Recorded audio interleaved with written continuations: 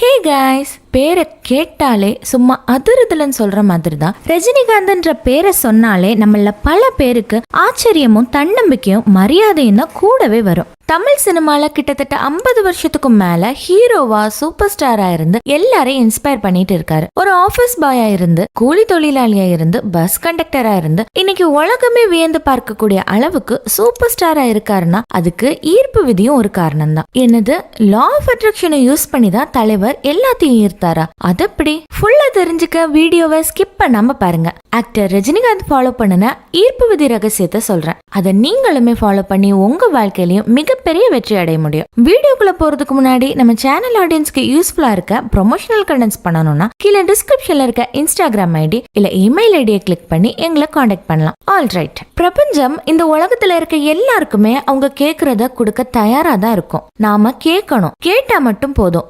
எவ்வளவு சாதாரணமான குடும்பத்துல இருந்தாலும் இல்ல வறுமையில இருந்தாலும் கூட நம்ம மைண்ட்ல வரக்கூடிய எண்ணங்களை சரியா பயன்படுத்தினா பிரபஞ்சத்து மூலமா மிகப்பெரிய வெற்றி அடைய முடியுங்கிறதுக்கு ஆக்டர் ரஜினிகாந்த் ஒரு சிறந்த எக்ஸாம்பிள்னே சொல்லலாம். இத ரஜினிகாந்தே பல இன்டர்வியூஸ்ல சொல்லியிருப்பாரு. மைண்ட் ஃப்ரீயா வச்சுக்கோங்க, உடம்ப பிஸியா வச்சுக்கோங்க, எல்லாமே நீங்க நினைச்ச மாதிரி நடக்கும்னு மாசா பேசியிருப்பாரு. அவரோட வார்த்தைகள் மூலமாவே ரஜினிகாந்த் லா ஆஃப் அட்ராக்ஷனை பயன்படுத்தி இருக்காருன்னு நம்ம புரிஞ்சுக்கலாம். ரஜினிகாந்த் ஒரு சாதாரண குடும்பத்துல தான் பிறக்கிறாரு. அவரோட அப்பா போலீஸ் கான்ஸ்டபிள், அம்மா அவரோட சின்ன வயசுலயே இறந்துடுறாங்க.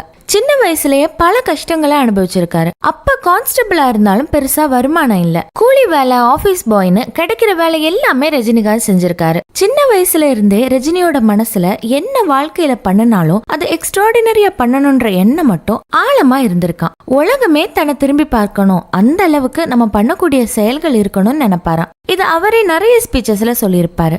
அன்னைக்கு ரஜினியோட மனசுல ஆழமா பதிஞ்ச அந்த எண்ணங்கள் தான் பிரபஞ்சத்து மூலமா அவரோட ரியல் லைஃப்ல நடந்திருக்கு. பஸ் கண்டக்டரா வேலை பார்க்கும் போது கூட ரஜினியை எல்லாருக்கும் பிடிக்குமா.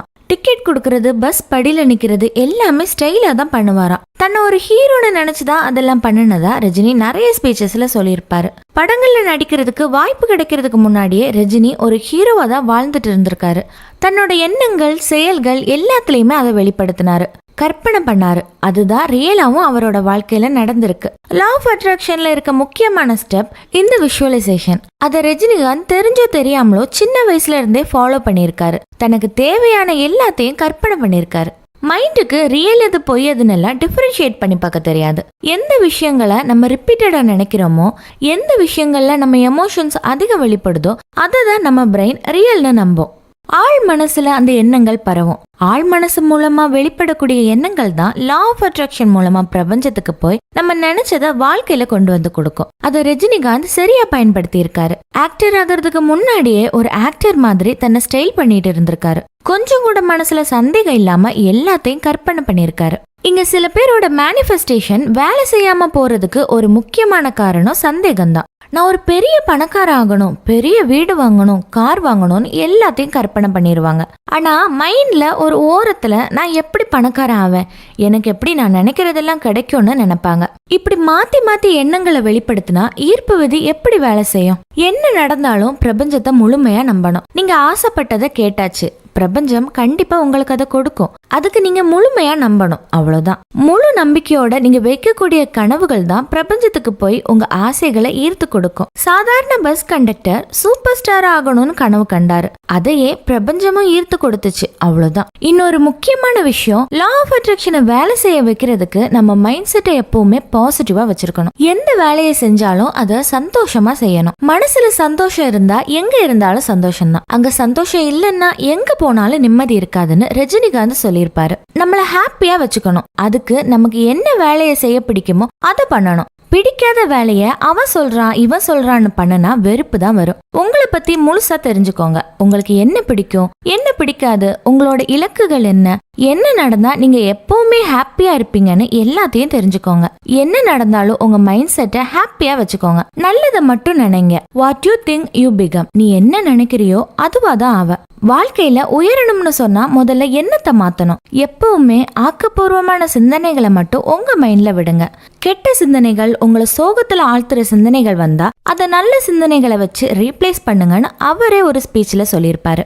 பாசிட்டிவ் திங்கிங்கோட பயன்கள் ரஜினிகாந்துக்கு நல்லாவே தெரிஞ்சிருக்கு. இது அவர் புக்ல படிச்சுட்டு வந்தோ இல்ல கூகுள்ல பார்த்தோம்லாம் சொல்லல, அவரோட ரியல் லைஃப் எக்ஸ்பீரியன்ஸை வச்சுதான் சொல்லியிருக்காரு. வாழ்க்கையில பல தோல்விகள் நமக்கு வரலாம், ஆனா அப்ப கூட நம்ம மைண்ட் செட்டை பாசிட்டிவா தான் வச்சுக்கணும். தோல்விகளை பார்க்காம விட்டுட்டா வெற்றி நம்ம கண்ணுக்கே தெரியாது. துன்பம் வரும்போதுதான் நம்ம மைண்டுக்கு யோசிக்கிற சக்தியே வரும். தோல்வியை நினைச்சு பயப்படாதீங்க, அதை உங்க வெற்றிக்கான பாடமா எடுத்துக்கோங்க. ஒவ்வொரு தோல்வியிலையும் அது மூலமா என்ன கத்துக்க முடியும்னு பாருங்க, கண்டிப்பா வெற்றி அடையலாம். இதுவுமே ரஜினிகாந்தோட வார்த்தைகள் தான். இன்னொரு ஸ்பீச்ல இன்னைக்கு இருக்கிற சோசியல் மீடியா டிஸ்ட்ராக்ஷனை பத்தி கூட சொல்லியிருப்பாரு. இன்னைக்கு பல ஊடகங்கள் வந்துருச்சு, எல்லார் கையிலயுமே மொபைல் போன்ஸ் இருக்கு. அதை நல்ல செயல்களுக்கு பயன்படுத்துறது நல்லதுதான், ஆனா அதுல பல நெகட்டிவ் விஷயங்களும் இருக்கு. நெகட்டிவ் கமெண்ட்ஸ், நெகட்டிவ் தாட்ஸ்னு உங்க மைண்டோட பாசிட்டிவிட்டியை அளிக்கக்கூடிய பல செய்திகளும் கலந்துதான் இருக்கு. மகன் அம்மாவை கொலை பண்ணனா, அவன் இங்க கொள்ளை அடிச்சான்னு பல நெகட்டிவ் செய்திகள் தான் இருக்கும். அதை எல்லாத்தையும் போட்டு மைண்ட்ல யோசிக்காதீங்க, அதை மைண்ட்ல எடுத்துக்காதீங்க. அது உங்க மைண்ட் செட்டை டெஃபினட்டா பாதிக்கும். பாசிட்டிவா திங்க் பண்ணுங்க, மெடிடேஷன் பண்ணுங்க. அது உங்க ஆன்மாவுக்கும் நல்லது, உங்க வாழ்க்கைக்கும் நல்லதுன்னு சொல்லியிருப்பாரு. நம்ம மைண்டை பாசிட்டிவா வச்சிருந்தா எவ்வளவு பெரிய இலக்கை நம்ம வாழ்க்கையில வச்சிருந்தாலும் நம்மளால அதை அடைய முடியும். ரஜினிகாந்த் ஒரு பஸ் கண்டக்டரா இருந்து சினிமாக்குள்ள வரும்போது யாருமே அவருக்கு சான்ஸ் கொடுக்கல. அந்த காலத்துல பிளாக் ஸ்கின்னோட இருக்கிற மனிதர்களை பெருசா சினிமால ஹீரோவா நடிக்க வைக்க மாட்டாங்க. நிறைய ஆடிஷன்ஸ் ரஜினி அட்டன் பண்ணினாரு, எல்லாத்துலயுமே ரிஜெக்ஷன் தான். ரொம்ப முயற்சி பண்ணின அப்புறம் தொப்பி முனியப்பான்ற ஒருத்தர் கன்னட நாடகங்கள்ல நடிக்கிறதுக்கு ரஜினிக்கு வாய்ப்பு கொடுக்கறாரு. அங்க முழுமையா தன்னோட திறமைய வெளிப்படுத்துறாரு. அப்பதான் மெட்ராஸ் பிலிம் இன்ஸ்டிடியூட் புதுசா உருவாகுது. அங்க ஆடிஷன் நடத்தப்படுற விளம்பரத்தை ரஜினிகாந்த் பாக்குறாரு. அங்க போய் தன்னோட நடிப்பு திறமையை வெளிப்படுத்தணும்னு ரஜினிக்கு ஆசை. ஆனா அவரோட ஆசைகளுக்கு ஃபேமிலியில பெரிய சப்போர்ட் இல்ல, பணமும் இல்ல. அப்ப அவரோட ஃப்ரெண்டான ராஜ் பகதூர் தான் பணத்தை அரேஞ்ச் பண்ணி கொடுத்து நடிக்க சொல்லி சென்னைக்கு அனுப்பி வைக்கிறாரு. அங்கதான் டைரக்டர் கே பாலச்சந்திர முதன் முறையா ரஜினி சந்திக்கிறாரு, நடிச்சும் காட்டுறாரு. இந்த பையன்கிட்ட ஏதோ ஒண்ணு இருக்கு, இவனோட ஸ்டைல இந்த உலகமே பேசும்னு சொல்லி ரஜினிக்கு சினிமால நடிக்க வாய்ப்பு கொடுக்கறாரு டைரக்டர் கே பாலச்சந்தர். ரஜினிகாந்தோட முதல் படம் அபூர்வ ராகங்கள், அதுல வில்லனா தான் நடிச்சிருப்பாரு. ஆனா அதுலயுமே ரஜினிகாந்தோட நடிப்பு பெருசா தான் பேசப்பட்டுச்சு. நேஷனல் அவார்டும் அந்த படத்துக்கு கிடைச்சது. இன்னும் பல வில்லன் கதாபாத்திரங்கள் அவரை தேடி வந்துச்சு. கிடைச்ச ரோல் எல்லாத்தையுமே பெஸ்டா ரஜினி பண்ணினாரு. ரஜினியோட ஸ்டைல், நடை, அவரோட பாசிட்டிவிட்டின்னு எல்லாத்தையுமே வச்சு அவருக்கு சீக்கிரமா ஹீரோவா நடிக்க சான்ஸ் கிடைக்குது. அப்ப இருந்து இப்ப வரைக்கும் ரஜினிகாந்த் ஹீரோவா தான் நடிச்சிட்டு இருக்காரு, சூப்பர் ஸ்டாராவும் இருக்காரு. இன்னைக்கு பல நடிகர்கள் புதுசா வராங்க,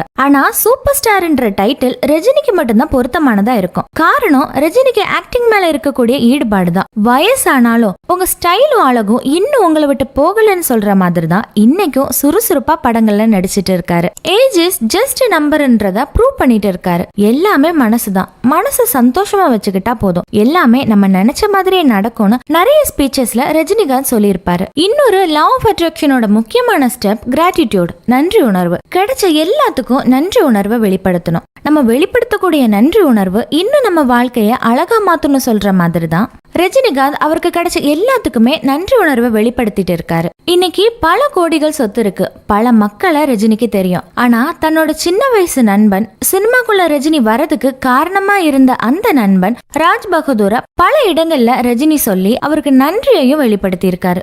இன்னைக்கும் தன்னோட நட்பை கொண்டாடிட்டு தான் இருக்காரு.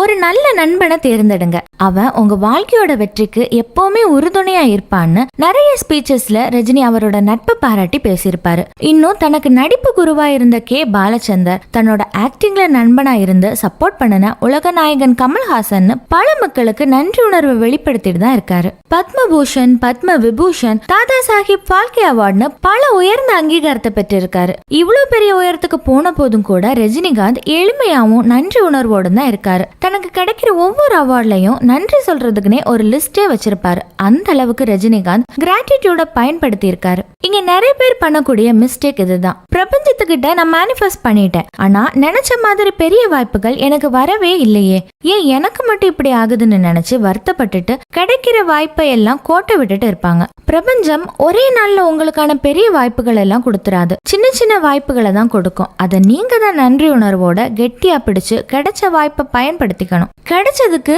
எப்பவுமே நன்றி சொல்லணும், கிடைக்காததை நினைச்சு ஃபீல் பண்ணக்கூடாது. இதுதான் ரஜினி ஒரு பஞ்ச் டைலாகவே சொல்லியிருப்பாரு. கண்ணா, கிடைக்கணும்னு இருக்கிறது கிடைக்காம இருக்காது, கிடைக்காம இருக்கிறது கிடைக்காது. சோ இனி உங்களுக்கு கிடைக்காம இருக்கிறத நினைச்சு ஏன் எனக்கு மட்டும் கிடைக்கலன்னு புலம்பாம உங்களுக்கு கிடைச்சதுக்கு நன்றி சொல்லி முன்னேறி போங்க. உங்களை நீங்க அப்டேட் பண்ணிக்கோங்க. உங்க திறமைகளை வளர்த்துக்கோங்க. பட்டாம்பூச்சியை தேடி போறதை விட தோட்டத்தை உருவாக்கினா பட்டாம்பூச்சியே தேடி வரும்னு சொல்றது மாதிரி தான் வாய்ப்புகளை துரத்துக்கிட்டே ஓடுறதை விட உங்களை நீங்க அப்டேட் பண்ணுங்க. நீங்க ஆசைப்படக்கூடிய எல்லா வாய்ப்புகளும் உங்களை தேடி வரும். நிறைய மக்கள் மிராக்கிள்ஸை நம்புறது கிடையாது. ஆனா மிராக்கிள் கண்டிப்பா நடக்கும். நான் அதை நம்பினேன். சாதாரண கூலி தொழிலாளியா இருந்தேன்னா இன்னைக்கு சூப்பர் ஸ்டாரா இந்த அவார்டை கையில வச்சுட்டு உங்ககிட்ட பேசிட்டு இருக்கேன். இதுதான் மிராக்கிள். தாதா சாஹிப் ஃபால்கே அவார்டை கையில வச்சுட்டு ரஜினி சொல்லி இருப்பாரு. அந்த அவார்டு அவருக்கு கிடைக்க வச்ச டைரக்டர் கே பாலச்சந்தர், தன்னோட ஃப்ரெண்ட் ராஜ் பகதூர், ஒட்டுமொத்த தமிழ் மக்கள்னு எல்லாருக்குமே நன்றி சொல்லியிருப்பாரு. இதுதான் லா ஆஃப் அட்ராக்ஷனோட பேசிக் பிரின்சிபலே. உங்களுக்கு எவ்வளவு பெரிய கனவு வேணாலும் இருக்கலாம், அதை நீங்க முதல்ல நம்பணும். சுத்தி 1000 பேர் 1000 சொல்லுவான், அது எல்லாத்தையும் காதுல போட்டு குழப்பிட்டு இருக்க கூடாது. இதுக்கு கூட ஒரு சின்ன ஸ்டோரிய ரஜினி சொல்லியிருப்பாரு. ஒரு பெரிய காடு, அதுல 3 தவளைங்க இருந்திருக்கு. அங்க ஒரு மலை இருக்கு. அங்க போயிட்டா சாப்பாட்டுக்கு வாழ்நாள் முழுக்க பிரச்சனையே வராதுன்னு பேசிக்குதுங்க. சரின்னு அங்க போகலான்னு முடிவெடுத்து அந்த பக்கத்துல இருந்த மத்த தவளைங்க கிட்ட சொல்லுது. அது எவ்வளவு பெரிய மலை, அங்கெல்லாம் உங்களால போக முடியாது, கல் குத்தும், பாம்பு கொட்டும், இங்கே இருங்கன்னு சொல்லுதுங்க. ஆனா அந்த 3 தவளைங்களும் எதையும் கேட்காம மலையில ஏறி போகுதுங்க. ஒரு தவளை மலையில ஏற ஸ்டார்ட் பண்ணதுமே டயர்டாகி, வேண்டாப்பா நான் வரல, என்னால கஷ்டப்பட முடியாதுன்னு சொல்லி கீழே இறங்கிருச்சு. இன்னொரு தவளை பாதி தூரம் வந்துட்டு இதுக்கு மேல போனா அவ்வளவுதானு அங்கேயே இருந்துருச்சு. ஆனா அந்த 3வது தவளை மட்டும் எதை பத்தியும் யோசிக்காம முழு மலையும் ஏறிடுச்சு. அது எப்படி அந்த தவளைனால மட்டும் மேல போக முடிஞ்சுன்னு கீழே இருந்த மத்த தவளைங்க எல்லாம் யோசிக்குது. அப்பதான் தெரிய வருது அந்த தவளைக்கு காது கேட்காதுன்னு. சோ இதே மாதிரி தான் உங்க இலக்குகளை பத்தி மத்தவங்க என்ன வேணும்னாலும் சொல்லலாம். உங்களால முடியாது, உங்களுக்கு வராதுன்னு உங்க காது படையே கேலி கிண்டல்னு என்ன வேணும்னாலும் பண்ணலாம். அதை மைண்ட்ல போட்டு நெகட்டிவா யோசிச்சுக்கிட்டு இருக்காம உங்க இலக்கை நோக்கி முன்னேறி போய்கிட்டே இருக்கணும். பிரபஞ்சம் உலகுக்கு வழிகாட்டும். When there is a creation, there is a creator. படைப்பு இருக்குன்னா படைப்பாளியும் இருப்பான். அவன் உங்களை வழி நடத்தி கொண்டு போவான். நம்பி முன்னேறி போங்கன்னு சொல்லியிருப்பாரு. இது மாதிரி ரஜினிகாந்த் தன்னோட வாழ்க்கையில ஒவ்வொரு விஷயத்தையும் தெளிவா ஈர்ப்பு விதியை பயன்படுத்தி ஈர்த்திருக்காரு. சின்ன வயசுல எதுவுமே இல்லாத போதும் தன்னை ஒரு நடிகரா கற்பனை பண்ணி வாழ்ந்தாரு. கொஞ்சம் கூட சந்தேகமே இல்லாம தன்னோட கனவுகள் மேல முழு நம்பிக்கை வச்சாரு.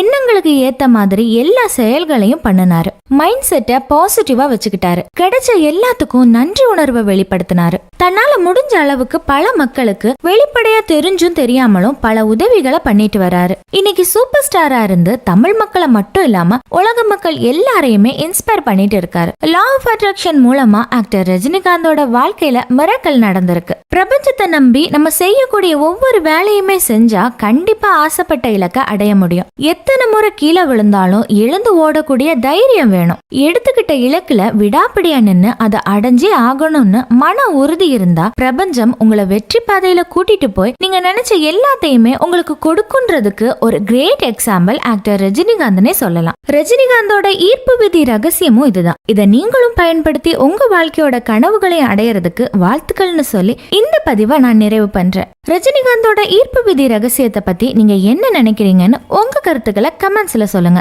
இன்னும் ஒரு நல்ல டாபிக்ல நான் உங்களை சந்திக்கிறேன். நன்றி.